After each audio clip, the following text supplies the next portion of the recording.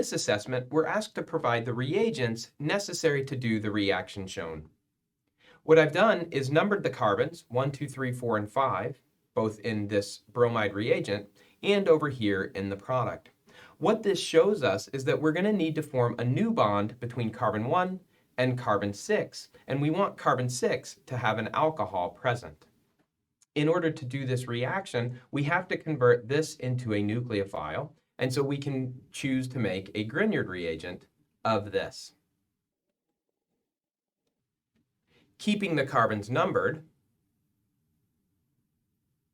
what type of electrophile would allow us to have an alcohol present in our product? And so C6 can be an aldehyde. By reacting the Grignard reagent with the aldehyde, we'll make initially